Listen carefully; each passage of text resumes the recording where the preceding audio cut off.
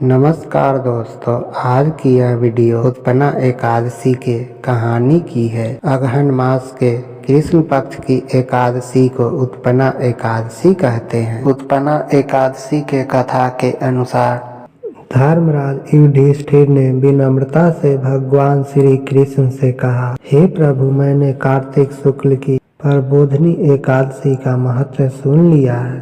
अब कृपा पूर्वक मार्गशीर्ष कृष्ण पक्ष की एकादशी का नाम, विधि और उसका फल बताने की कृपा करें। इस पर श्री कृष्ण बोले, युधिष्ठिर, मार्गशीर्ष मास के कृष्ण पक्ष में आने वाली एकादशी तिथि का नाम उत्पन्ना एकादशी कहलाती है। इस व्रत का पुण्य शंखोद्धार, तीर्थ पर स्नान और दर्शन के फल के समान माना गया है। इस दिन व्रत रखने वाले को पापी, कपटी, चोर या दुष्ट प्रवृत्ति के व्यक्तियों से दूर रहनी चाहिए। अब ध्यान से आप इसका महत्व सुनो।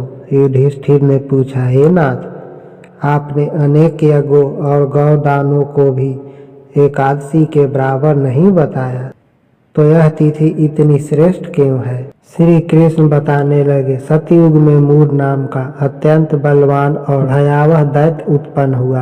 वह इतना प्रचंड था कि इंद्र, वायु, अग्नि, वरुण आदि सभी देवताओं को परास्त कर स्वर्ग से निकाल दिया। भयभीत देवता भगवान शंकर के पास पहुँचे और पूर्ण रूप से सहायता मांगी।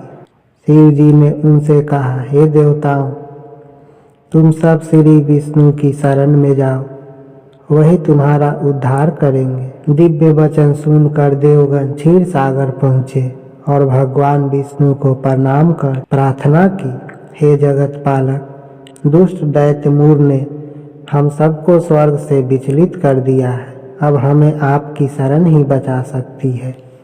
देवताओं की विनती सुनकर भगवान विष्णु ने पूछा कि मूर का बल और स्थान क्या है। इंद्र ने बताया कि मूर नारी जंघ नामक राक्षस का पुत्र है।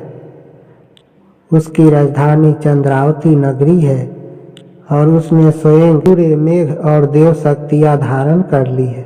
भगवान विष्णु बोले, देवताओं, तुम निश्चिंत रहो, मैं स्वयं उसका अंत करूंगा। भगवान एवं देवता चंद्रावती पहुँचे। रणभूमि में मूर की गर्जना देवता छुप गए। अभी भगवान विष्णु ने धनुष उठाया और दैत्यों का नाश करने लगे। अनेक असुर मारे गए, परंतु मूर अभी भी अडिग था। 10,000 वर्षों तक युद्ध चलता रहा, परंतु मूर पराजित नहीं हुआ। थक कर भगवान हिमालय के बद्रिका आश्रम पहुँचे। वहाँ एक गुफा में विश्राम हेतु योग निद्रा में लीन हो गए। उसी समय मूर वहाँ पहुँचा और भगवान पर प्रहार करने ही वाला था। तभी भगवान के शरीर से एक तेजस्विनी दिव्य शक्ति अवतरित हुई। वह तेजोमयी देवी ने तुरंत मूर को ललकारा और शक्तिशाली युद्ध से उसका संहार कर दिया।